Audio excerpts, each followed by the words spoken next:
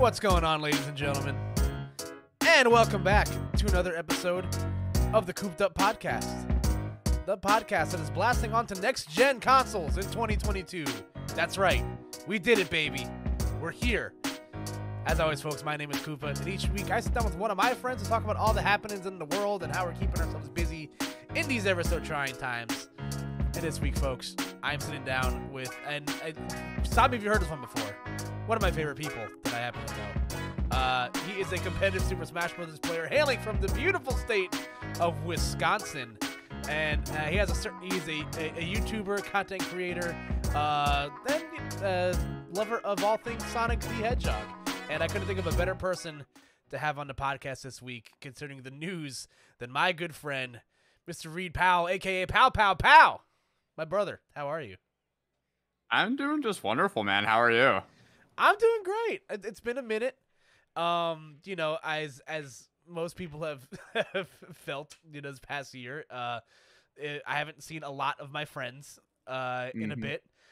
You being one of them. And yeah, listen, as I was going through, you know, people who I would eventually want to like to have on my show, you know, in this first initial run of episodes, and I say that as if I haven't. This is episode 19 now, so yeah. So I've been able to manage to get like 18 of my friends to do these with me so far. So most people wouldn't even be able to say they have 18 friends. Yeah, and I mean, I'm still not sure if that's why I have a podcast for you, to force people to say out loud that I am their friend. So. Yeah, people like you don't have friends. You're like, yeah, check out my podcast. Yeah, I have audio evidence of people claiming to be my friend. Exactly. Yeah, that is half the fun of having a podcast. But Smart.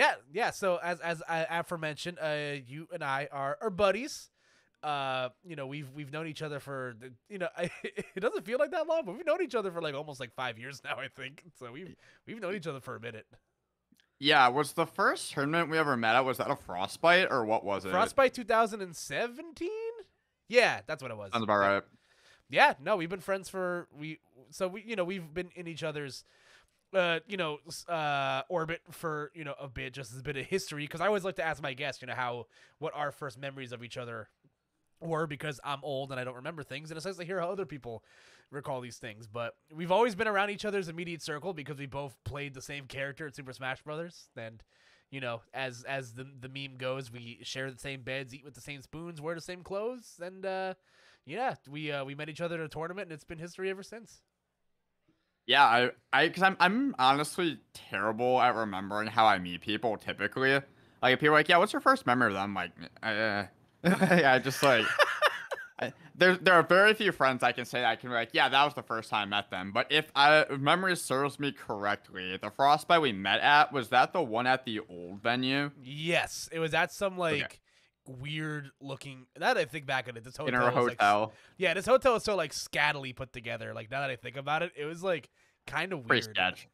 Yeah, like that'd be like it'd be a good setting for like a motel murder like kind of scene movie, but more respectable. Like, it was fine like in terms of like aesthetic, but like it was definitely a little weird. But no, I remember because we'd always talked on Twitter, because all the Sonics are the same brain cell, so we all knew each other. Oh yeah. But like we met in person. Like, I could usually tell people I'm gonna hit it off with, and you're obviously one of them. And I know we ended up hanging out with a bunch of other commentators, and we took one picture that I still remember of us like locked arm in arm and staring at the screen.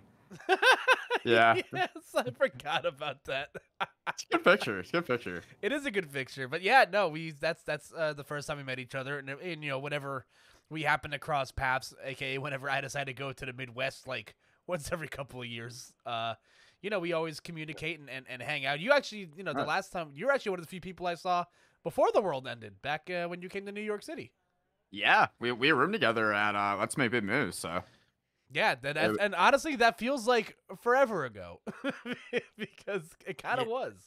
It really was. Like, it's weird that was one of the last tournaments I went to before the world ended, but it was fun because, you know, we got to. I'd never been to New York before that, so it was cool to be able to go for a tournament, but not really be there for the tournament, because I'm usually more so someone that wants to like see the outside world when I go to events, unlike a lot of players who'd rather just sit in the venue and money match till 5 a.m. Yeah, if there's ever a city to like not do that in, it's 100% New York City because there's like, granted you got there, when there was still like plenty of shit to do when, things closed down. And that now that I think about it, I think as of recording this podcast, that was officially like a year and a half ago. Like, it was. Time is a flat circle, but sometimes you think about it out loud, it's like, ugh, I'm ill. Yeah, I think about like the last like year plus we will just never get back. Do you think about that ever? I think of honestly now that we're almost like knocking on every piece of wood in my general vicinity, that we're getting to the to the end hopefully of the bad shit. Yeah, I think about it a lot where it's just like, there's just so much of this past year that like I'm not gonna get back. And like, whenever I have like, guests on and we talk about it, last week specifically I talked to Vicky Kitty and she was like, the last time I saw, X amount of people in person, I was 23 going on 24 and now I'm gonna be 26 soon. And I'm just like, oh my God, like there's just so much time has passed and it's not going to hit me until like, you get together with all these people in like a big safe tournament environment. And it's going to be like, wow, this is really, really weird. It hit me as soon as I went out to the bars for the first time with one of my friends for her birthday a couple weeks ago. A bunch of us went out to like downtown Milwaukee because I live close by. And it was so strange being around that many people again. Yeah, have you had to like reteach yourself how to like socialize with people? Because like I have learned like very quickly over the last year that like my social batteries are like super like not with it. But even then, like I'm having like internal monologues like out loud like still, and I'm like, oh no, I can't do that. Like I'm not like within the confines of my room anymore. I actually have to like think about what I say before I say it. My social battery honestly feels at an all-time high because for me now, one thing that happened to me over quarantine was I lost my previous position at an advertising agency on my birthday, by the way. Oh my God. And, I actually, yeah. I don't know if you talked about that or if I just forgot about that. My goodness. I don't know, I'm sure it happened to a lot of people, but like it ended up being a really good thing for me because A, it allowed me to finally like put serious time into pursuing my dream to do YouTube. Then B, it actually let me seriously focus on Smash for a while, which is something I wasn't ever able to do in Ultimate because I was becoming an adult. And also just like be able to better find myself and like in terms of like who I want to keep in my life or friends and stuff like that. But then D, and I also got a new position that I really like that allows me to work from home permanently. Ooh, so yeah. And I always thought I would like it because the last couple of months before I was let go of my previous position, we worked from home. I'm like, this is awesome. Why can't I do this forever? I can do my job from home. And like this place, they're like, yeah, we're just getting rid of all of our offices everywhere. I'm like, cool, because I have it keeps your social tank way higher when you don't have to be around people all day, every day. So then you can put your actual time into the people you care about. Like, yeah, I have voice calls with my coworkers, but like my physical in-person time, it's more focused on the people I want to talk to. Yeah, no, I totally understand it. And also, not for reference of people that like don't understand what's going on right now. I just had to switch over back to the YouTube overlay. It's fine. I'll edit that out. Just kidding. No, I won't. Yeah, I actually figured out how to. Because me and Reed haven't seen each other in so long, we're recording our call with a video call, and I just figured out how to turn my webcam on. So congratulations, everyone! I just got an up close and personal look at my streaming layout, and you probably couldn't even hear most of that, but it's fine. We'll figure it out. Good. I love seeing your face. I missed your face. I know. I miss you too, buddy. It's been far too long now to think about it out loud, but I think that's really interesting stuff. By the way, everybody's had their own sort of like internal journeys and their own trials and tribulations as we've ventured throughout life in this past year and a half. And like you mentioned, you've diving really headfirst into the content creation game. So how's that been treating you? Just to talk about it off the cuff. Are you enjoying yourself? Are the kids that mean to you in the comment section? How are you coping? Honestly, it's been everything I would have wanted it to be in terms of like for year one being at 3,000 subs starting from ground zero. I'm happy about. Not to mention like the people I get coming to my channel because it's more like video essay style. Like the way I put it is like if Scott the Waz just do like Smash and Nintendo content more so. Like, 'cause I like to do, the cutaways and like the jokes and the ragging, but like good natured. And so like the people that come to those videos have like insightful things to say a lot of times in the comment section. So like I get like well thought out replies, even if they're ones just shitting on me. They're well thought out typically. So I like it a lot. I've always been someone like, even when I was like 10 years old, I've always loved making videos. I just didn't have the equipment for it. So like once I graduated college, I was like, I want to save up for a PC so I can do that. And so I finally did. And yeah, it's harder to make videos as often as I was doing like pre-working. But like I still put out a video at least once a month just because I love doing it. And like even if it takes forever to grow, I just like that I had the opportunity to do it finally in my life, and I never want to look back and be like, I didn't try doing that. No, I totally understand that. I respect that. And listen, if there's ever a time to like venture out into doing some hobbies that you probably wouldn't have otherwise done, it's definitely the current state that we're in now. And a lot of people have done that. Look at me. I didn't have any sort of computer or streaming equipment. My at-home setup for commentary at the beginning of the pandemic was criminal. I should be thrown in jail. Like I had my my Asus laptop. I had a headset, and I was sitting in a metal folding chair with a desk. Wow, you come a long way from that. Yeah, number one, I have a real chair, which is good. But like, same. Yeah, mine's Fortnite. Oh, Jesus Christ. God. Okay, to be fair, a buddy of mine wanted it to me and gave it to me for free. That's what they all say. Just say you bought it. It's fine. I would never. I played 1 hour of Fortnite when it first came to the Switch with a friend of mine. We won duos, and then I never touched the game again. I played maybe 5 minutes. I get the appeal. It's just not for me. Like, I'm playing Fortnite, and suddenly I realize I'm 27, and I'm like, nope, no. Nah, I can't do this right now. That's the thing that dates you. It's not that you've been playing a children's party game for money for 5 or 6 years now. That's the one that gets you. Yeah, there's a couple of moments in my life where I just like age hits me like a ton of bricks, and like that's one of them. When they added Steve to Smash, I'm just like, yep, yeah, I'm the old man in the room. I don't get it. Like it hurts me, it pains me. I'm the old man on the lawn. I'm 26. I'm 27. I can't do this anymore. It doesn't help that since he's come out, it somehow even got worse because of how he plays in the game. Yeah, it's oh boy. Well, listen, for anyone who's not familiar, just to take a look at any sort of like Minecraft Steve Smash footage, and you'll understand what I'm talking about. It's a lot. That's a character. I can sum it up in 10 seconds, which is he runs to the side of the stage, he mines for the things he wants, you run at him, he either has a wall already of blocks built up, or he mine carts away and it rinse and repeat until the match is over. It's really fun. It is very fun. But listen, but canonically in the trailer, whenever you die in Smash, you go to Minecraft. So yeah, I mean, if Sonic punches you. That's true. If Sonic punches you, you canonically, Minecraft is purgatory in this case. So kind of weird stuff. But yeah, so using that as sort of a springboard, you are a Super Smash Brothers player, competitor. How are I think things are starting to open up more in Wisconsin now. Am I correct? Mm-hmm. Yeah. So it's been good. I've come back better than I was before quarantine, which I assumed I would be, just because a lot of people didn't have access to offline practice over quarantine, but I luckily did, because being in Milwaukee, we have a couple, like my close friends that are also ranked around PR.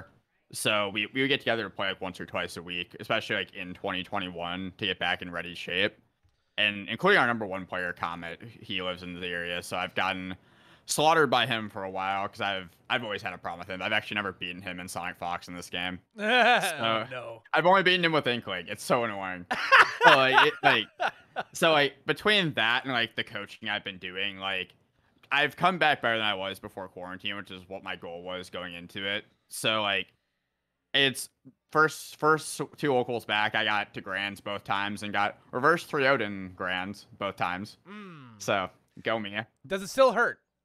It hurts more than ever. Especially one of them I was in Grand Finals winner's side. I just had to win one more game to win the tournament. It's great. Ooh, big oof.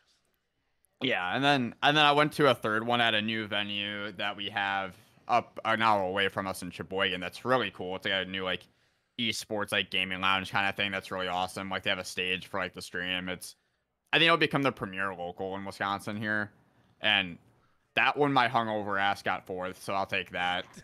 Like, because my college roommate was in town the night before, and I was like, I still want to go so I can like give them feedback 'cause it's still very new. But I was like, I'm not gonna do that well, so I was happy with fourth. So it's been so far so good for me. I gotta say, I sometimes I forget about like the great names of towns that exist in other cities. Sheboygan's definitely up there. That's a great one. I was talking to one of my coworkers from California the other day, and she's like, "Yeah, like you guys have all these weird names up there, like Sheboygan and Waukesha." And like Waukesha is a very like normal name for Wisconsin, but it's not for anywhere else because it's Native American. So like, I grew up in a town called Oconomowoc. Excuse me? Every other letter is an O. Yeah, every other letter is an O. It's actually not English. Now that you say that. That sounds like are you sure that's not a Pokemon? Like could be. Yeah, that's like a fun game. Is it a Pokemon or a town in Wisconsin? Or a euphemism for sex? I'm not sure. Like whatever comes to mind first. Oconomowoc would have to be something to do with oral. What? And this is why the podcast gets the explicit rating on all your podcast platforms, folks. I was gonna say, like, if you're gonna have the explicit rating, you might as well use it. Exactly, I agree, 100%. But that's funny, and that's awesome. It really is kind of cool to see all like how people start to pop back up, and locals start to open up again. I know things in my neck of the woods have been open for a bit. Everything's a little bit too far away for me to go to, so I've just kind of been taking my time and easing my way back into seeing people again. But I'm excited, as we get into the summer and the fall, when you think things are going to be, a little bit more readily available. A big major that's happening in September as we're recording this, Capped Riptide, happening in the beautiful city of Sandusky, Ohio. Which is gonna be fun. I've actually been to Sandusky multiple times. Fun fact.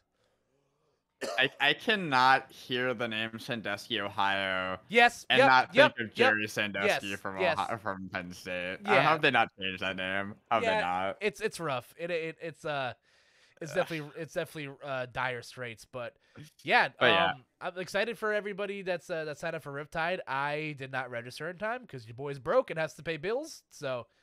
Hey, hire me for commentary. I'll show up.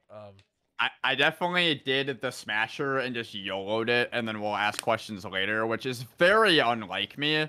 I'm very much the someone's like, okay, I'll see like if it works with like my schedule, like I'll get my travel arrangements set up, and then I'll register. And then I saw it's like, oh, it's been an hour, and there's 200 people already registered for 1,000 player cap. I'm gonna clip it and ship it, and if I lose $80, I lose $80. So like.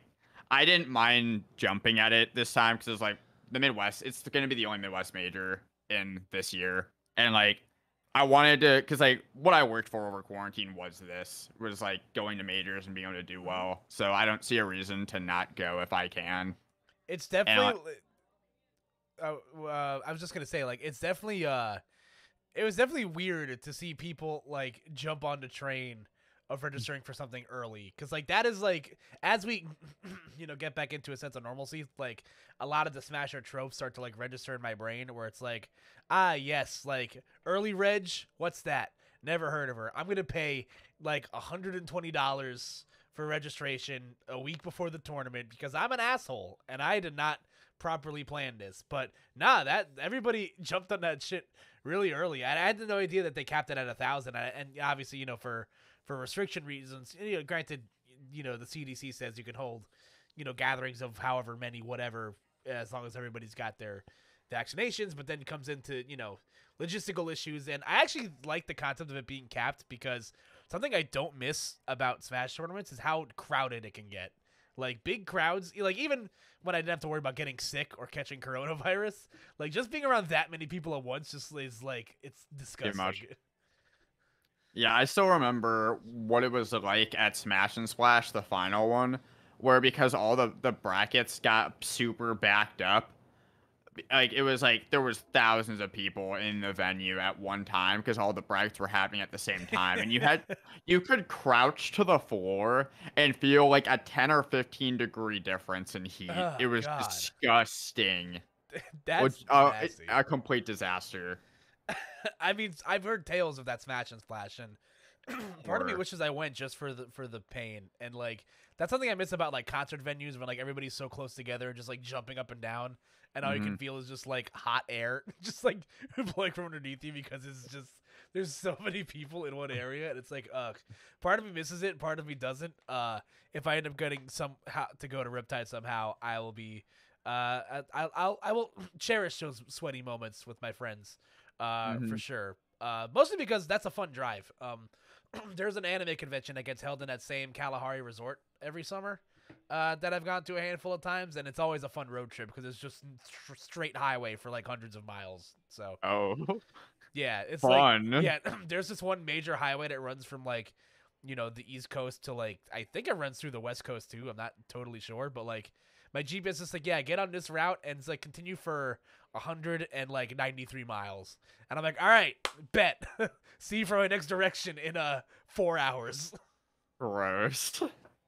As long as you have people to ride with, that's what matters. Because the people you ride with in your carpool really make or break the experience. Because like if you have people that will like talk with you and hang out and joke around, it's great. But if you have the people that are the guy in the shotgun seat that sleeps or he has his headphones in, disaster.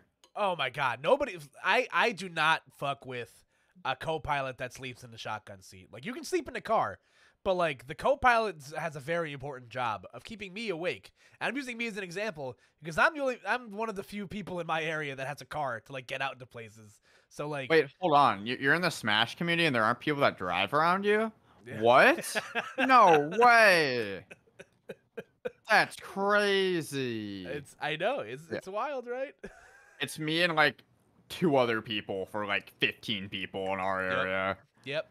Yeah, it's like, insane. There's like me and like I think like 2 or 3 other guys that like drive. And like most of the time those guys don't want to drive cuz like I think they like their cars are either like falling apart at the seams or they're like they share cars with like someone else in their family. So it's me that has to drive because I own my car. So fun. It's great. Part of me. What's the longest you've ever commuted to a tournament before? Talking like for a local or a major? Just in general. Like, what's the longest you've ever been in a car to go somewhere for a tournament? 10 hours. Shit. Where the fuck were you going? The big house. Or Frostbite. That's a 10-hour drive? For where I went to college, it was a 10-hour drive. Because I went to college at UW La Crosse, which is right on the Wisconsin and Minnesota border. So I'm driving from one end of Wisconsin down to Illinois, up around the lake, and into Michigan. Oh my God. That sounds terrible. Dude, when I was in college, I drove 3 hours one way to go to a local. Got number 1, by the way. Hey, let's go. At least one season. It's the last one, so it's the only one that matters. I couldn't imagine being in a car for 10 hours. That, like, makes me sick. I mean, we obviously took breaks. That's true. That's good. Yeah, I mean, you had stuff to do, like, gas breaks and, like, food and stuff like that. Like, it was actually a good time because we were able to rig it so, like, we could play Smash in the backseat. Oh, that's hype. Yeah, so it wasn't so bad. I wouldn't have wanted to drive it, but it was fun to ride in. Oh, yeah. I actually, now that I think about it out loud, the last Frostbite I went to in 2019. No, okay, so it was not 2020. Or was it 2020? No, I took a flight. You were at 2020. I was at 2020, and I flew because I'm a genius, and I could afford it. So, in 2019, me and my friends, whatever the last one for Smash 4 was, so I think that was 2018 that I went to. Yeah, math is hard. Time's a flat circle. But me and my friends drove from New Jersey to whatever remote part of Michigan that happened to be in, and we left at 12:30 at night. You mean Detroit? No, I think it was the last one that wasn't in Detroit. It was in the hotel that got closed down. I didn't realize that. Okay, yeah. Yeah. So we drove from like northern New Jersey. We left at like 12. Yeah, I think we left at 12:30 at night on Wednesday. because it was like snowing early in the day and the weather was like really shitty like earlier that week. So like we were just like trying to like play it safe and like leave as late as possible. We left at 12:30 on Wednesday and we got there at 12:30 in the afternoon on Thursday. We drove straight. So that's 12 hours. So I can't talk shit. So who drove? So here's the way that we did it. It was me and 3 other people in my car. So we didn't have a fully full carpool. I drove the first like 2.5-ish hours. Like I got us out of New Jersey into Pennsylvania, and then my carpool buddy popped an Adderall and drove the rest of the trip through. What would have happened if the Adderall didn't do what it was supposed to, and he was just sitting there like cleaning the inside of the car for 8 hours? We would have gotten there eventually. But we obviously took breaks and stuff too. Like we stopped for breakfast, we stopped for gas, obviously because we had to. Yeah. But yeah, he motored through and he got us through to Detroit. I think at some point and then on the way back we split it pretty evenly. I drove like the last like leg of the carpool. So Okay. yeah, it was fun. It's something I truly do miss more than I thought I would. Like I'm not a huge fan of like driving long distances because like my legs get tired and like I'm always afraid of like falling asleep when I'm driving because like most of the time when I'm driving in tournaments I'm coming straight from work and I don't sleep during the week because I'm a piece of shit. So it's cool. like it's always an adventure, but part of me does miss it, and I can't wait to find an excuse to get in my car and burn a hole in my Easy Pass. I just miss traveling. That's really all I miss. So, like I miss competing, but I just miss traveling in general. Like I'm very much someone that like has the travel bug at all times. Like I'm very much when I'm at home and I'm going my day to day, I'm very structured with like how I live my life. I have my day planned out. But then when I go on vacation, I'm just like blank slate. We'll have a general idea of what we're doing, but I just like check out and I just become the biggest piece of shit. Like I'm the guy that's not sober the entire time. I'm like, whatever happens, unless it's like catastrophic. But like, I'm very much at my happiest when I'm not like when I'm out traveling and seeing the world for the first time. Yeah, I can't wait. That's definitely something I look forward to. Even if I've even said like in private circles, even if I like don't like get hired for gigs, I'm so willing to just like eat the money and like go to the event anyway, just because it's been so long since I've seen people. I just want to like be around other people and like I don't know, exist in another state that's not just like my room or my backyard. So I feel that. For me, like I honestly probably could have not registered for Riptide and been content because I have like so much stuff I have to do like for travel in the later half of the year between I'm the best man at a wedding in August. I have another wedding like 2 weekends after that and a bachelor party in between. Then Riptide's right after that wedding. Then I have another wedding in Nashville in December. So I'm gonna be busy. So it's gonna be interesting to make it all work. I love that. And listen, it's fun. As tournaments get to open up again, I'm excited to go back. As long as the proper safety precautions and all that jazz are being taken. And I trust. Most of the powers that be. Grant, at least all the tournaments that I like to go to have TOs that like I am willing to put my trust in. Where it's just like, yeah, I think these people have like my best intentions in mind and aren't going to try to actively kill me for going here. So it'll be fun, and I'm excited. And hopefully we get to run into each other at a tournament sometime in the future. No, I'm gonna avoid you. I hope you do. Fuck you too. It's fine. Yeah, I hope you avoid me too.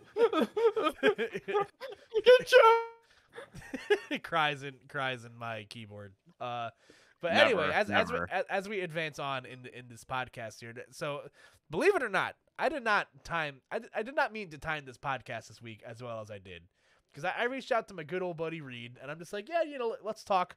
We'll catch up. We'll talk about shoot the breeze. Talk about tournament stuff and the aforementioned Sonic the Hedgehog, because we both have an affection for that character. You could one could say very unhealthy. Borderline unhealthy. Mine's unhealthy. Well, I have the Sonic hat though, so mine might be actually unhealthy. So Oh, do you have like the full on Oh, hold like? on. Let me grab it. Hold on. Oh no! You see, that's one line I do not cross. Yeah, I got it. Oh my Yeah, god! yeah. Oh, You can't see it on screen, but I posted pictures of it a multitude of you spent times. you spend money on that. I got this as a Secret Santa gift, so Okay, that's yeah. respectable then. One of my friends got this for me. It's the most thoughtful gift I've ever gotten in my entire life. Like it's truly like no one has ever understood me more in an instant than that moment in my life, and I cherish it. Uh, Beautiful, beautiful. but yeah, so I didn't plan to plan this as well as I did today because I wanted to talk about Sonic the Hedgehog, and it's Sonic's 30th anniversary. I've talked about this on other podcast forums. I'm a correspondent on the Glintendo podcast, and I talk at length about how Sonic's in an anniversary year, and we still don't know jack shit. At the time, we didn't know jack shit about what the plans were for Sonic's 30th anniversary. And lo and behold, I think it was like a day or two after I asked you to be on the podcast this week, Sega was just like, "Hey, we're gonna have a Sonic the Hedgehog direct for essentially to detail all the things coming out of Sonic the Hedgehog's all the upcoming projects and all the fun stuff that they're doing with Sonic, for his 30th and the future." So I say we manifested this, Reed. I think we did this. We willed it into existence, and when they said that, yeah, we're gonna show you all that we have going on, and this year for Sonic's 30th anniversary, we're like, wow, this is gonna be huge. It's gonna be long. It was 15 minutes, and we just went, oh, that's it. Like we already knew like 80% of this. Yeah. That's it. Yeah. You already knew the game even that you were gonna show. Yeah, it's quite sad, but for those of you who aren't familiar, so obviously, Sonic the Hedgehog is a video game character. That's for lack of a better term. I don't think we need to introduce who Sonic the Hedgehog is. Yeah. I think got that one on. You know what? I actually had this conversation with one of my with Glenn on his podcast this past week. Which, by the way, check it out on all platforms. The Glintendo podcast, where I appear on multitude of episodes. So check that out on all your podcasting platforms. But I talk about it on the platforms and on the podcast, and I was like, Sonic is like pretty like well asphyxiated in the zeitgeist. Like, I think a lot of that's because, like, he's, like, a media franchise, and he has, like, a balloon in the Macy's Thanksgiving Day Parade. So, like, I think he's pretty firmly in normie territory. So I think you're right. If you ever meet someone who doesn't know who Sonic the Hedgehog is, I would be impressed. Like, he's pretty similar to, like, a Mario or a Pac-Man in terms of, like, people are gonna know. Like, or Pikachu. Yeah, even my parents that, like, are very, like, video game like ignorant, like they don't know jack shit about video games outside of like Pokemon, Mario, and like occasionally some other things, but like they know who Sonic is. I'm just like, oh yeah, that's all the Sonic characters, right? I'm just like, why do you know this? This is weird, but he's so like ingrained in like culture. Yeah, he's a cultural phenomena. He was a big deal back in the 90s. And I think that you can kind of feel that in the way that the Sonic Central went, because it wasn't like video games were a very small portion of the presentation. We got a trailer for Sonic Colors Ultimate, and then we got like a 10-second teaser for the new game. But other than that, it was a lot of like merchandise, media, like new TV show, and even just like a couple digital shorts for Sonic Colors. So like they're definitely like, they get that Sonic is more than just video games. Right. So, not to get ahead of ourselves, we'll talk about more of this stuff in detail in a second. But yeah, Sonic is turning 30 this year. So to celebrate, the Sega and, Sonic team put on a little, we call it a direct, but basically it was a 15-minute video that was showcasing all of the stuff that they're working on for Sonic for this year and next. And, you've seen a lot of companies do this, not in the age of the pandemic. Nintendo definitely started this with, their version of, their news conferences being digital only, back when they opted out to not do E3, I think in 2014, is when around that time when they were like, yeah, we're just going to do everything digitally. And now everybody does that. PlayStation has their own thing. Xbox has their own thing. I think Monster Hunter and like other franchises that are like doing their own like individual direct things to like talk about their updates, which I think is interesting, and I'm here for it. So I was very excited to see that Sonic took that same approach. So I'll ask you first, Reed. Going into the Sonic Central, what were your expectations, and how are you feeling, about a week or so maybe removed from that experience? My bar was pretty low, to be honest, because I was just like, they've already talked about a lot of the stuff that was already going to be on there. So I'm like, what is there left to talk about? The only logical thing would have been to, like, go semi-in-depth about the new game that we all expected to come out in 2021 for his 30th anniversary. Like, they're drumming it up. Like, they got the logo. They're hyping it up. They're like, it's got to be something that they're doing for it. But then again, we fell into the same mindset with Mario for his, where... His was the 35th, right? Yes. I think it was. But then, like, they hyped it up, and then all of a sudden, the only new game we got was a repackaging of 3 of his old games where barely anything was done. Yeah. So I guess that should have been our clue to not get our hopes up for Sonic. Especially with the pandemic, like, games aren't being developed as quickly. So all I wanted was to see the new game, which I kind of got. I already knew I already saw the merch. We already knew about Sonic Prime, the Netflix series. So, by the way, that was the thing that pissed me off the most about that entire Sonic Central, was the fact that they're like, all right, guys, here's the director from Sonic Prime on Netflix. He is here to talk to you more about what it's going to be. And then he literally told us nothing that wasn't already on the press release about it. And for like 3 or 4 minutes, I was like, that was it? We already knew that. Like, that was such a waste of time. Like, you're telling us things we already know, bud. Like, that was Sonic Central in a nutshell. So, like, definitely, my overall evaluation was disappointed, but less disappointment after we kind of got more info about Sonic Colors Ultimate after the fact. Just kind of showing how upscaled the graphics are, how they're adding new game modes. They're making the game actually better, but it's still only $45 compared to whatever the fuck they're doing with Skyward Sword HD. That's an abomination that I refuse to support. So yeah. I don't go ahead. Go on. I will go. Okay, go. So like, I would have liked to have seen more from the new Sonic game, but it sounds like it's coming out in 2022, and they already supposedly had like a working like model for it back in January based on some leaks, but apparently they weren't ready to show it yet based on they wanted to like make a bunch of changes based on a lot of supposed negative feedback they got on the combat system. But it sounds like it'll be open world. If the teaser is any indication, which for Sonic Forces it won't be, it was a beautiful trailer. It looked really nice. So I'm hoping we finally get a CGI cutscene that is nicer than Sonic Unleashed. That's all I want. I don't care about anything else. Dude, I think that's gonna be like close to impossible. That's like the best opening in a video game ever, I argue. Like, it still looks great to this day. That game came out like close to 10 years ago, and it was over 10 years ago. Yeah, it looks fucking great. that trailer still looks absolutely amazing. The best part is it took until this console generation for them to create a system powerful enough to run Sonic Unleashed properly. Yeah. Because as you get deeper into the game, you can actually switch between light and dark, depending like the Werehog in Sonic. Yep. And it like was super laggy on the older consoles, but now in the new ones it finally works.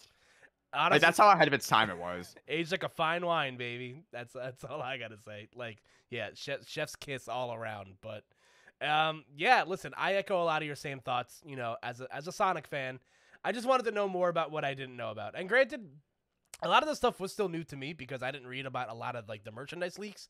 I knew about the encyclopedia. I knew about that. I knew about Sonic Prime existed. I knew about Sonic Colors Ultimate, being a thing, and I just wanted to see what else they were going to show. And admittedly, some of the stuff was fun. I think watching Sonic compete at the real Olympic Games without Mario was hysterical. I thought that was really funny. That's the word to use. I would say cursed. It's definitely cursed. But I thought it was also like, it's just, I was watching it, I just couldn't stop laughing. I'm just like, Sonic is competing at the Olympic Games again, just without Mario. Like, what? And there's like him singing the office chair where he looks even more cursed because it's just Yeah. like this like hat thing where he looks just dead inside. But like the one thing I did fail to mention was the animated shorts for Sonic Colors. Yes. I'm really excited for those. Yeah, that was also another big piece of news that came out like as the direct was happening is that Roger Craig Smith is back, baby. Woo! Yeah, there was rumors that well, not rumors, but Roger Craig Smith, the long-running voice of Sonic the Hedgehog for the past 10 years, stepped down as voice of Sonic the Hedgehog, and there was a lot of talk that they were clearing the way for Ben Schwartz to be the new voice of Sonic, which granted, I said on another podcast, I would have been fine with. I think Ben Schwartz is a really good voice actor. Like, he's done a lot of prominent voice work, and I thought he did a really good job in the Sonic the Hedgehog movies, and I'm excited to see what he does with the character if he's the one to voice that character, long term in film. But I think bringing Roger Craig Smith back was a great choice because he is Sonic the Hedgehog.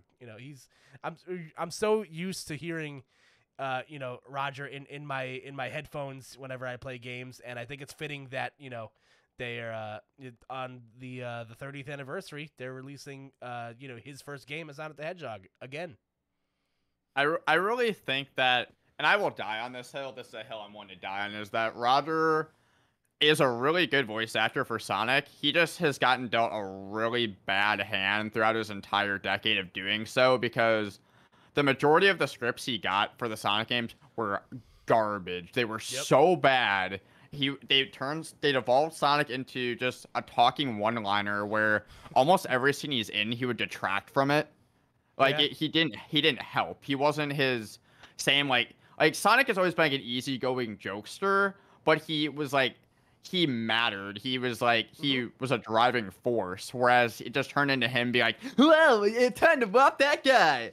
And it's just like the one that like really got me was in Sonic Lost World, where after Sonic kicks the conch away, and like it's him, Eggman, and Tails like in the beach, and like Eggman's like trying to like essentially bitch him out for being a moron, which he had every right to, and like trying to like come up with a plan for how they can figure this out, and Sonic's just like, yeah, hands up if Eggman's a piece of shit. And it's just like where is this, like how is this helping? It's just like I think weirdly enough, Forces was the best iteration of Roger Craig Smith in a Sonic game besides like Sonic Boom. Because like he actually was like they kind of got Sonic back on track in that game at least somewhat. Like not everything he said had to be some joke that was cracked, and like he was more back to how I saw him and loved him in like Unleashed and Black Knight. So like I hope they continue back down that path. I think that's really where the heart of Sonic's character lies. And the only place that we really saw Roger shine was in like Sonic Boom, the TV show. Absolutely fantastic. Everyone should watch it, even if you're not a Sonic fan. Absolutely hilarious. I 100% agree. It's on Hulu. Everyone should watch it. It's like Sonic Boom has been a colossal disappointment across multiple fronts as a video game. But the cartoon has admittedly been enjoyable. And I agree. I think as vanilla, like boring as a game as Sonic Forces was, like it wasn't even bad. It was just like offensively boring. Like the writing. It worked. It worked. It was fine. This wasn't not fun. Yeah, it's not bad enough for me to like enjoy it for being bad, but it's not good enough for me to rave it for being good. Like it's very in the middle. Like Sonic 06 is a bad game, but it's so bad I have a great time playing it. You know what I mean? Yeah, really the problem with Forces is like the game works, but of course you can make a game work when all you do is run down a hallway for literally 2 minutes, because every level legitimately takes 3 minutes or less. So it's just like, of course you can make a game work that's short and that easy. It's just, but like that's the problem is it's so easy and it's so just repetitive with the gameplay that it's just there's no fun to be had besides just ramming through everything mindlessly. And like, not to mention that the plot is awful. Yeah. Legitimately makes no sense the vast majority of the time. And yet the game's still 3 hours. Yeah. So it's just like, how you worked on this for years, and how is this the best you came up with? Yeah, that game is offensively boring, but that's a podcast for a different day. So. Yeah, I go on that about that forever. But Yeah. um, where were we? Sonic Colors. Yeah, very excited to have Roger Craig Smith back as the voice of Sonic. It'll be cool to see him in like an actual animated short for a Sonic game, because usually when they do those Sonic animated shorts, it's just no voice acting, Mm-hmm. and just they're very funny even without any lines ever said. So I hope it's more of those, like how they had up for like Sonic Team Racing and for Sonic Mania. Yep, I agree. Yeah, so that's so that to me sounds like that's what the 30th anniversary is going to consist of. We're going to get a Sonic Colors remaster, and I said this on another podcast a few months ago, but if there was ever a game that was like, destined to like look good on next gen consoles, it was that game. For a late life Wii game, that game looks really good. It's gonna look great on the Switch. It's gonna look great on your next gen modern consoles. I'm so excited for people to experience a new generation of people to experience the Eggman PA announcements, because it's some of the best writing in a Sonic game, like to this day. It's so funny. Just look them up on YouTube. You can like very like seldomly hear them, throughout the game, because you're not supposed to, and the music is bopping. But for Christ's sake, listen to the PA announcements. They have you in fits. So, are you like excited? Are just knowing about this, months after the fact, because this got leaked pretty early on, like a few months ago, I believe. Like, does that like hinder your excitement for this at all? How are you feeling about Sonic Colors Ultimate? So here's the thing about Sonic Colors is, when I was younger, it was one of my favorite Sonic games. I loved it. It was one of the games that really like solidified my love for Sonic, even as like I grew into like adulthood. But as I hit the last couple years of my life, I got more critical of games without really meaning to. And I made a video recently for my channel where I went through and played all of the 3D Sonic games again, because I wanted to talk about where I wanted to see like the series go. And one of the things I really don't like is the boost mechanic, because it really limits the design of the levels for what they can do with them. Because like Unleashed did a great job. It was very well done in that. But then they're like, how do we do that again? And they have yet to figure out how to do it well since. So and Sonic Colors was one of those where it was definitely one that they just didn't really know what to do with it for multiple reasons. So they're like, well, we're going to continue to throw in a lot of boring 2D platforming and gimmicks with the Wisps to just really just slow you down as much as we can throughout the game. And when I revisited Colors, that's how it came as the impression for me. I'm like, oh, this is like all 2D platforming. Yep. Where's the fun part? And I played it for like an hour and a half, and I was like, I thought this game was fun. Like, what happened? What happened to the game I liked growing up? So, like, I'm going to buy it to support Sega, and just because I want to see what they make different, but, like, it's not a game I'm super excited to play again, if I'll be honest. That's valid. Like, it's not a bad game. It's a very good game. It's well received. Like, it's critically acclaimed. I just don't like, one, what they did to Sonic in that game from a plot standpoint. And two, I don't like the 2 games very much. So I don't want to play that in my 3D Sonic. And that's the majority of what Colors is. Yeah, no, I agree. I feel like a lot of people get like blinded by how like, early in the game you're playing a lot of 3D stuff, but like it's usually 3D for like a segment, because they technically say the game's a 2.5D game. You play, sections of the game in 3D, and then the camera transitions, and then it's a 2D platformer. And I agree. When I recently played through Sonic Colors again, maybe like a couple of years ago, and the game is a lot more 2D heavy than I remember it being. And I was like, yeah, like it's coming off of playing games like Lost World or Sonic Unleashed, and even to an extent kind of Sonic Forces. Like those games definitely give you a lot more like range to play with in 3D, or playing in a lot more 3D. It's definitely just feels like a glorified like 2D platformer near the end, and some of the Wisp power-ups like kind of hanker you down and stuff. I do think the Wisp are I want them to get. It was them right fun again. for a game. Yeah. I didn't mind it being in that game, but just stop bringing them back in every single game since, because they just take away from the gameplay from there on out. I agree. Yeah, it's like one of those things where it's like it makes sense for them to be here because they're like bounded to the story. And then but like when they popped up in Lost World, I'm just like, oh, did they just live here? like what's going on here? And then they're back and forth, and it's like, oh, guys, no, this would be like if the Luma was just following you around in Mario Odyssey for no reason. It's just like, it makes sense because you want games to like, especially platformers, like they will typically bring in a gimmick for a game to like add a new element to build upon the core mechanics of the gameplay to add on top of the movement and stuff like that.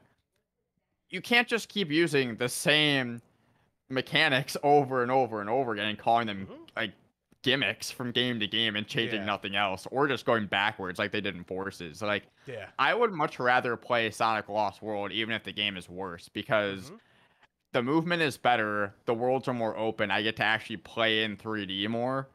Like, I wish they would do more of what they did with Sonic Lost World in terms of progressing the world of Sonic games, because I think there's a lot more to do with it. The game just has an awful plot, which is really fucking bad. I hate that game for bringing in the Deadly Six. But from a movement standpoint, I really enjoy the game. It's a lot of fun in that regard. I just don't think the level design was very good. If they hadn't done like the Galaxy type thing, I think it would have been a lot better if they just had an actual like just 3D platforming. Yeah, I agree. As problematic as like the story and like the level design in that game were, I do agree that like the way that the game handled was fun. It was fun to play a Sonic game where you don't have to like, you know, hit one button to just continuously go forward. I thought parkour was fun. I'll stand by it. I think that game is criminally underrated. Like the console version, the 3DS version of that game is dog shit. Don't play it. It sucks. It's one of the worst games I've ever played.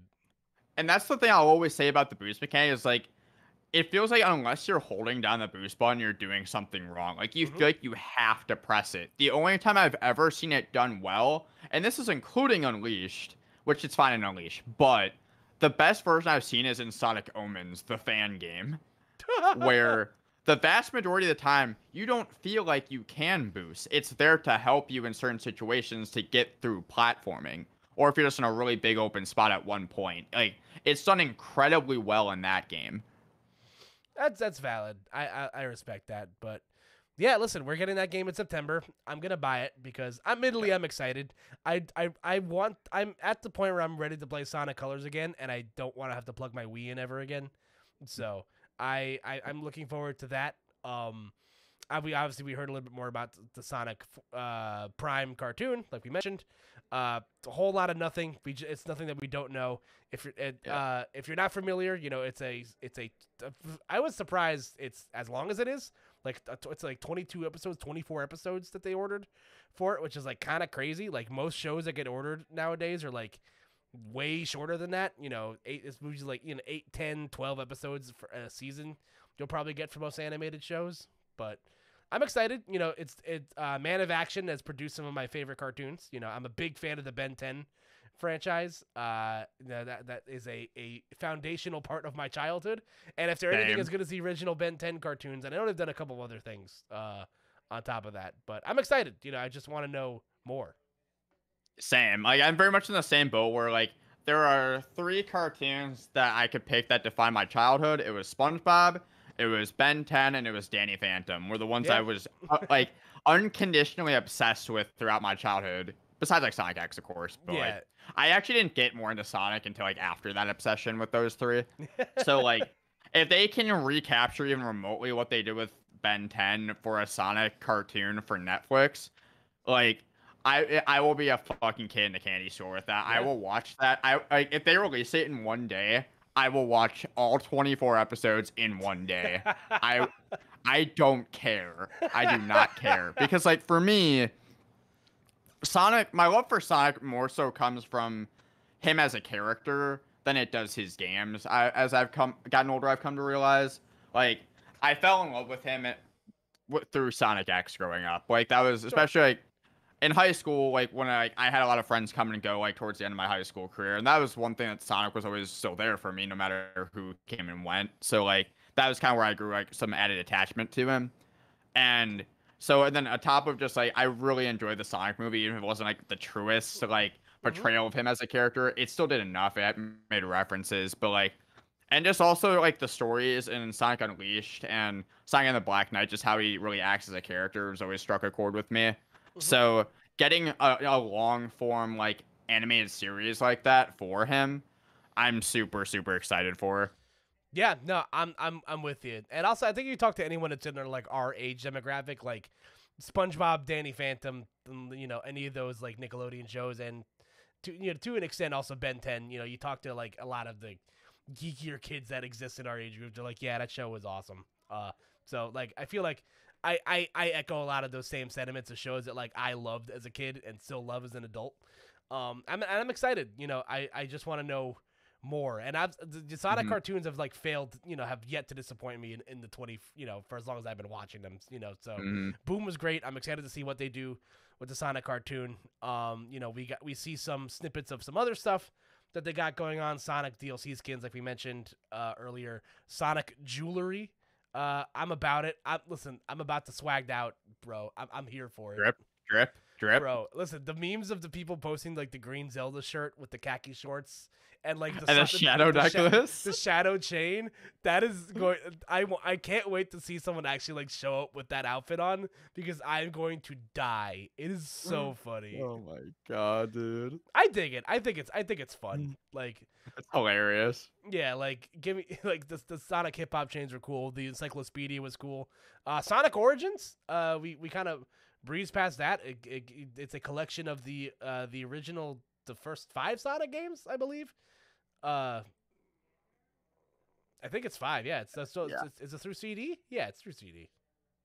I'll be honest, when I was watching the trailer, like the Sonic Central, that was the one part I didn't get a grasp on what happened. So you're gonna Yeah, have to carry this part. I'm pretty sure if I'm correct, like it's a collection of Sonic's first 5 adventures because they mention it's 3 and Knuckles as one entity, but like they show both games like 3 and Sonic and Knuckles.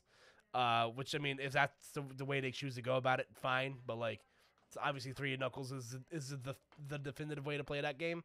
It's cool. It's another. If I need another machine, I didn't know I needed another machine to play classic Sonic games are. I already have like 4 of those things that do that, but I'll make it 5. That's fine. More devices I can play 3 and Knuckles on, and CD. CD's cool. Where can you play this on? I think it's on. I think it's coming to next gen consoles. I can probably do a quick Google search on that. I'll probably buy it just because I want to, but like I said, I'm very much like a 3D Sonic fan over 2D. I just don't like the idea of going really fast and not knowing what's in front of me. But Yeah. that's not me saying the games are bad because they're clearly very good. It's just not my personal cup of tea. I grew up playing a shitload of Sonic 3 and Knuckles, but like as I've gotten older, whenever I want to sit down and play a Sonic game, I want to do it in a 3D space. Okay, so yep, Sonic Origins will include Sonic 1, Sonic 2, 3 and Knuckles, and Sonic CD, releasing in 2022. So I'm excited for that. So as Cool. an old man, I'm looking forward to that at the very least. So. Yeah. And again, they announced a symphony concert of Sonic's songs for free coming out like this. That's later in the year. They mentioned something about Summer Games Fest. They're gonna have more information on that, so maybe we'll see more Sonic info there? Question mark. But it's cool. I'm a big fan of orchestra music. I'm a big fan of Sonic the Hedgehog, and to hear, if it means having to listen to Chemical Plant Zone and Green Hill Zone one more time, whether with classical instruments, and I can get behind that. The only one I absolutely need is the final boss theme for Perfect Gaia Phase 2 and performed from a Ooh. live orchestra. I need that so badly.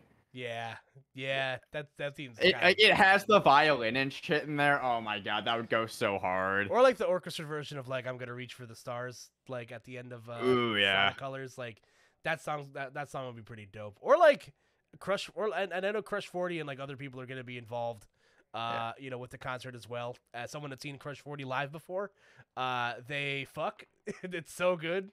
Oh, I wish I was you. Yeah, dude, it was an amazing experience. This is, as a quick tangent, it was awesome hearing them sing. I Am Shadow live. Was dope. All Hail All Shadow. Hail Shadow, yeah. You kind of combined "I Am All of Me" and That's exactly Shadow. what I did. I had that on my mind, and I this is Shadow announcing who he is the whole time. Yeah. I am Shadow. I am. What I'm trying to think about. You know, people always like to like take movie names and be like, "I am the blank." Yeah. I am the Lion, the Witch, and the Wardrobe. That's oh my god. But also it's funny to catch like who's a real Crush 40 fan and who isn't, because like I told multiple people that I've seen them in concert and they're like, "Oh, did they sing City Escape?" And I'm just like, "No, because they didn't sing City Escape, you nerds." I was listening to Revving Up on my run today, actually, to get really obscure with the Crush 40. Do you know Revving Up? I think I know that song. What song? It's an original song. It's not in a Sonic game. I did not know that. You got me. Yeah, they have a album called Supersonic Songs or Supersonic Hits or something like that. That has not only a lot of their like Sonic music, but they have like 5 or 6 original tracks. Wow. I think one of my like favorite underrated Sonic songs is or I guess Crush 40 songs is "Night of the Wind." Like it's a great song. Is that even underrated anymore? I feel like it's very well liked at this point. I don't know, man. I feel like most people still don't give Black Knight the respect it deserves. I mean, how much time do you have? I can talk about Black Knight for 3 or 4 hours if you want. we can talk about that another time.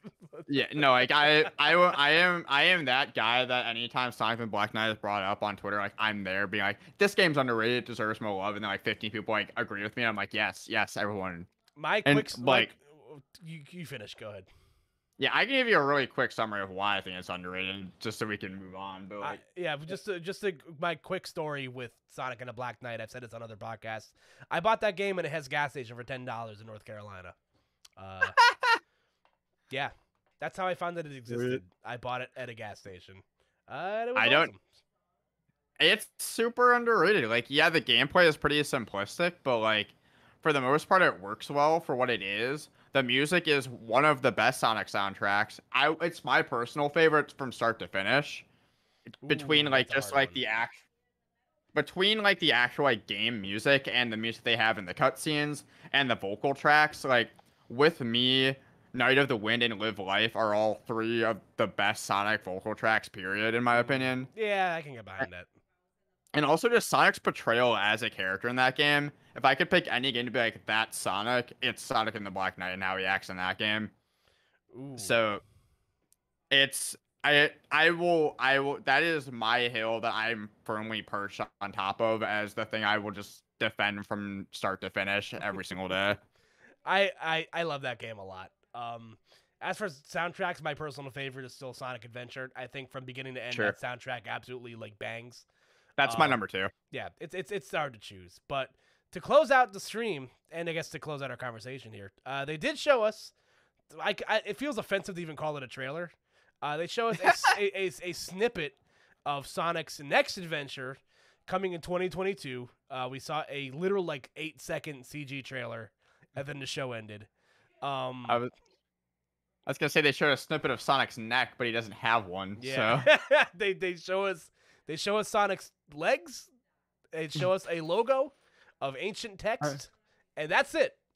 That's all we know. I had to go into Adobe Premiere and go frame by frame to get an actual picture of Sonic's face from that trailer. That's how much they teased. They couldn't even show us Sonic in that trailer. Yeah, it would be too much. That would be far too much. Right. In a direct all about Sonic, it's too much to show Sonic. Yeah. Did you read any of the leaks after the fact about what it might be like? I did. I Sonic Rangers. Yeah. So leaks. I guess if you're not into that thing, you can stop listening. I guess if that offends you, I don't know how people are about that, but there's some leaks that came out about the game that the game is called Sonic Rangers. It's got a quote unquote Breath of the Wild style. We don't know if these are true. These were just a couple of like just posts on the internet that may or may not be true. Yeah, this could be complete bullshit in like a couple of months, but like, you know, there's rumors that it's a Breath of the Wild style, like open sort of world game.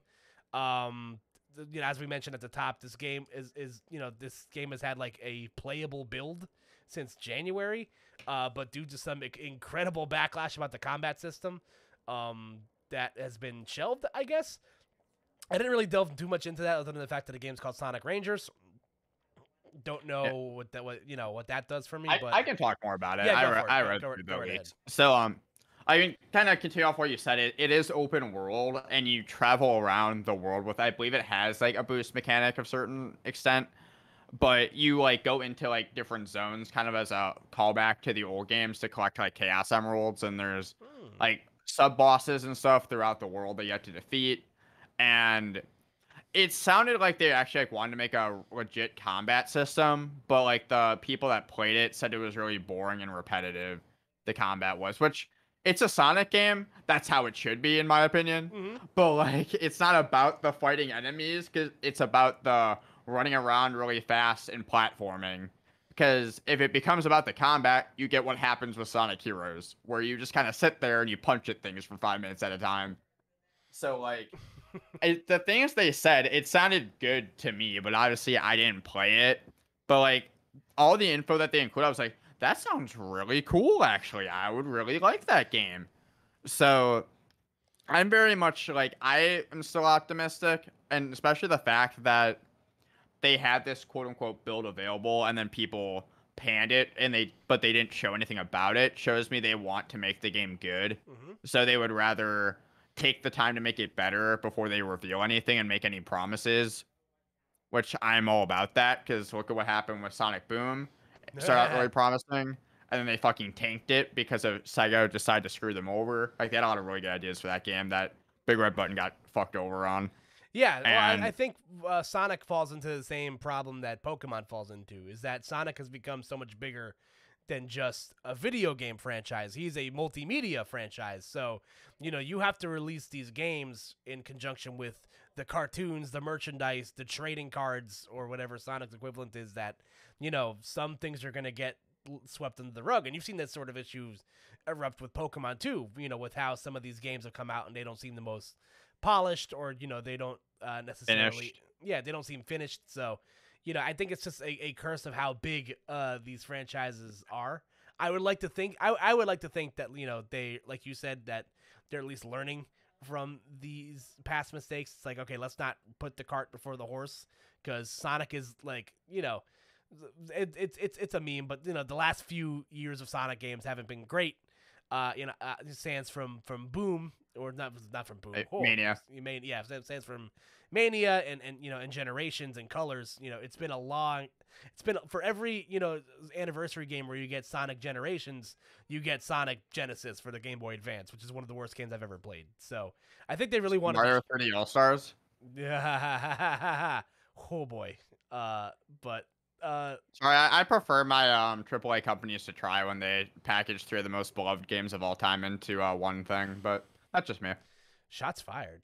Drop your microphone. Just don't. It's not shots fired. That's just obvious. Yeah. I feel like everyone feels that way. You're hitting the broadside of a barn with that one. I am top Nintendo hater at this point now, after everything they did to the Smash scene, the things that they've been trying to do to string money out of people. But that's an entirely different thing. Yeah, that's a different podcast. But yeah. Listen, if the leaks turn out to be fruitful, it'll be exciting to see Sonic not they haven't totally broken the glass on Adventure 3. It's never going to happen, or in some cases it's already happened, because Lego 6. It's like, yeah, Sonic 06. It's basically Adventure 3, but nobody's ready for that conversation. But I think it's one of those things where it's like if they do it, it'll be like, I don't know, like 10 years from now or something.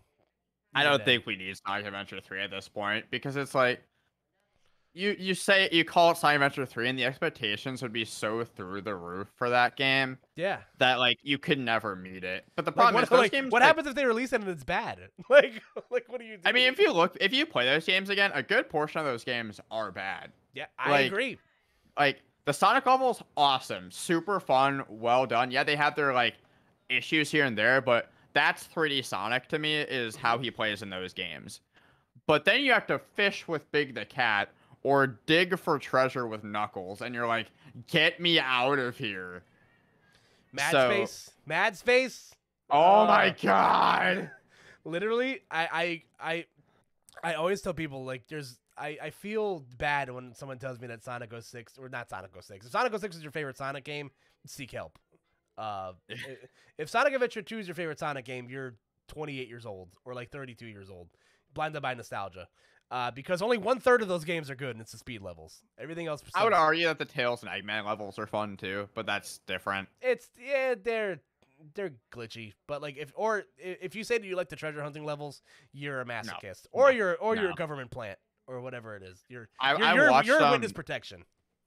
I was on a channel called Versus where he invites you on to like race and different things. Yep. And we played Sonic Adventure 2 together, and we were like practicing beforehand. We were just in a Discord call talking. And like originally the plan was to race through like two of the each, where it was 2 Sonic levels, 2 Tails levels, 2 Knuckles levels. He's like, Tyler, the host, was like, yeah, I don't really, I'd be down to do some treasure hunting levels. And I was like, are you sure? Like they aren't fun. And they'll take a while, and he's like, yeah, no, it should be fine. And then like he's sitting there practicing while we're sitting there. He's like, yeah, maybe we don't need to do these. I'm like, yeah, that's what I thought. It's just like they're just not fun. Yeah, and like Pumpkin. Listen, you can listen to Pumpkin Hill on YouTube.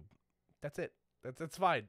The level itself is garbage. It's terrible. It's so bad. It's terrible. The first treasure hunting level for Rouge and Knuckles, they're fine. I can tolerate it. After that, they're a mess. Yeah, I agree. And like, but no, like it's.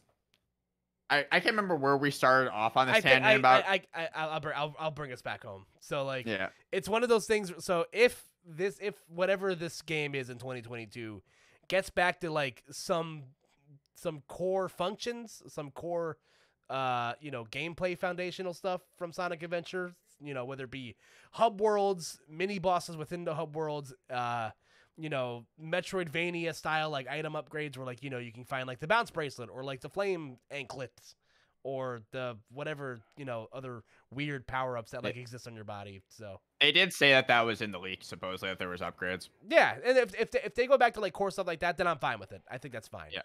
My bar is. Go on. I was gonna say, don't give us Sonic Adventure 3. Give us the Chow Garden. That's what we all want. As much as we want that, I don't think it's ever coming back. But like, no. my bar is very low. I wouldn't even call it low. I just like it's very simple. The things I want, like in terms of it's a short list of just like, I just want a story where Sonic acts like himself again. I don't really care if it makes sense that much. Like I really don't care as long as Sonic's fine. Yeah. I want the boost mechanic to be reeled in.